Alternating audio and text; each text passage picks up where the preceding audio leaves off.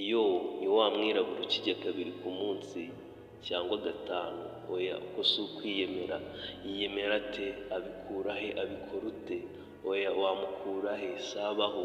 Ni wa musani? Oya si umusani, abenshi bamwita ikirara. Ikirara cyahe? Ikirumbo. Wagikura he? Kibahe? Mu mwobo? No, kavu yose yinjiyemo abapeti bose baratinya bati wa musani ntabaho, arasanitse. Ese gusanika ni ibiki? Ntiwafata kuko bigusaba kuba warize. Oya ntiwize, diporome yawe irahiye. Haha umva amabwire bakureke wumve ibye. Umuco niwe wankurikiye. Itabi, inzoga, inshinge biravugwa. Ndatuza nibera iwaho, nibera igihomora. Bati ni Nyarudindiri aradugaduga. Sindi umurundi, ndi umunyarwanda. Mfite rwa karica ku mutima, gusa no gusiga nagusigira. Sinjya ngira ubwoba bw'abavuga ubugambo ntazi iyo babukura.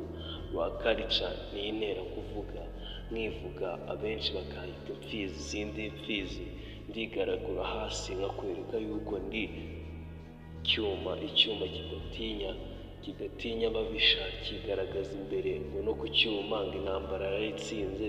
Bamwita Bugiri utajya utsindwa, gusa abo twiganye bazi. Ndi wa mwirabura washatse kwigira umuzungu, gusa nasanze rwa karica ari iri kunganza cyane mu mutima wanjye. Mpita mpindura time ndiruka, mfata urugendo rurerure njya guhiga buri kimwe, gusa nari mfite kimwe. Why? Kuki? Ubona umwana atambara imihanda, wamenya akora iki? Abahe?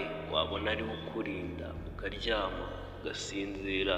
Ibyanjye byose mbikorera aha, ntiwamenya uko mbikora, kuko iyo usa warize wari kuba ufite IQ iri hejuru ibasha kukwereka ese uyu mujene cyangwa se abo bajene, abo bita Gen Z, nibo bagifite mapu mu ntoki. Niyo mpamvu bakiruka bagifite speed itandukanye n'iyo ugenderaho. Amafaranga njye ntampamagara, wowe nzahita nkusiga. Oya sinagusiga kuko ntuzi depresiyo duhagaze. PSD iraje itwice. Oya nta ntambara twarwanye, gusa izo turwana zidutera guhindura mapu tukayishyira mu biganza, tugategura preparation ikomeye cyane yo kuzatugeza ahazaza. Nuko ibizaza bizaza bitinze. Foli, niba ubikunze andika komenti, reka ntuyandike turebe icyo wumva.